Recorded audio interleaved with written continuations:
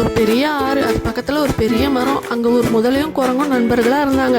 அப்போ முதல்ல சொல்லிச்சு, நண்பா அங்கே ஆத்தங்கரையில் ஒரு பெரிய மரம் இருக்குது, பழங்கள் சுவையாக இருக்குது, போகலாம் வரியான்னு. உடனே குரங்கும் நம்பி முதுகில் ஏறிச்சு. ஏறிட்டு 2 பேரும் ஆற்றுக்குள்ளே போனாங்க. அப்போ முதல்ல சொல்லிச்சு, நண்பா உன்னோட இதயத்தை சாப்பிடணும்னு எனக்கு ரொம்ப நாளாக ஆசை, அதுக்காக தான் உன்னை கூட்டிகிட்டு போகிறேன்.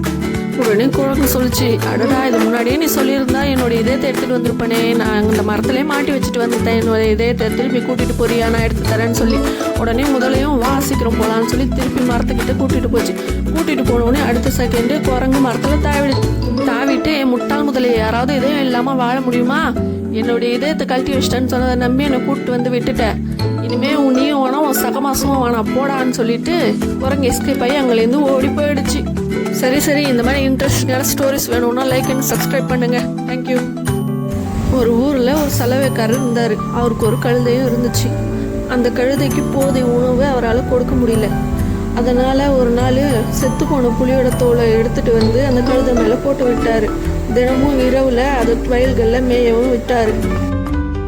தினமும் அந்த கழுதை வயிறார சாப்பிட்டுக்கிட்டு இருந்துச்சு. ஒரு நாள் ஒரு விவசாயி அந்த புலித்தோல் போற்றிய கழுதையை பார்த்தாரு. அந்த நேரத்தில் அது கழுதை மாதிரியே எப்பயும் போல கத்திடுச்சு. கத்தினோடனே அவர் கண்டுபிடிச்சிட்டாரு, இது புலி இல்லை கழுதை தான். உடனே ஒரு கம்பு எடுத்து நல்லா அடிச்சும் விரட்டிட்டாரு. அந்த கழுதை அடி வாங்கிட்டு ஓடிடுச்சு. எவ்வளோ நாள் தான் ஒருத்தரால் ஒரு வேஷத்தை போட்டு ஏமாற்ற முடியும்? ஒரு நாள் இல்லை ஒரு நாள் அவங்க சொந்த குணம் வெளியே தானே வரும். சரி எல்லாரும் லைக் பண்ணுங்கள், சப்ஸ்கிரைப் பண்ணுங்கள், சப்போர்ட் பண்ணுங்கள். தேங்க்யூ. ஒரு காட்டில் ஜம்முன்னு ஒரு குட்டியான அது குடும்பத்தோடு வாழ்ந்துட்டு வந்துச்சு. அதுக்கு புதுசாக ஏதாவது கற்றுக்க ரொம்ப ஆசை. ஆனால் மற்ற யானைங்க எல்லாம் நீ சின்ன பையன், நீ சும்மா இருன்னு சொல்லுவாங்க. ஒரு நாள் காட்டுக்குள்ளே அது தனியாக போச்சு. அங்கே ஒரு பெரிய சேத்துல ஒரு குட்டி மான் மாட்டிக்கிட்டு தவிச்சு. மற்ற பெரிய விலங்குங்க எல்லாம் பயந்து ஒதுங்கிட்டாங்க. ஆனால் அந்த சின்ன குட்டி ஜம்பு தன்னுடைய மொத்த பலத்தையும் திரட்டி தன்னோட தும்பி கையால் அந்த மானை வெளியே இழுத்து காப்பாற்றிடுச்சு.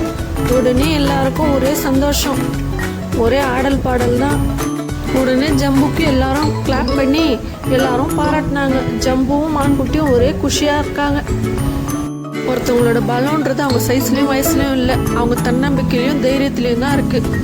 சரி எல்லாம் லைக் பண்ணிட்டு போங்க. ஒரு ஆலமரத்தில் ஒரு காக்கா குடும்பம் கூடு கட்டி வாழ்ந்துகிட்டு இருந்தது. திடீர்னு எங்கேருந்து வந்த ஒரு பாம்பு அந்த காக்கா குஞ்சுங்களெல்லாம் பிடிச்சி தின்னுக்கிட்டு இருந்துச்சு. காக்கா எவ்வளவோ கடுக்கும், அதனால் முடியல. கடைசியில் நரி நண்பனும்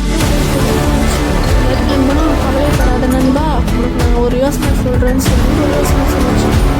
என்னன்னா, அரண்மனையில் ராணி குளிக்கும்போது அவங்களோட வெள்ள நகைகளெல்லாம் கொண்டு வந்து காவலர்களும் ஒன்று பின்தொடர்ந்து வருவாங்க. அவங்க பார்க்கும்போது அந்த பாம்புடைய கழுத்தில் மாலைகளை போட்டுரு.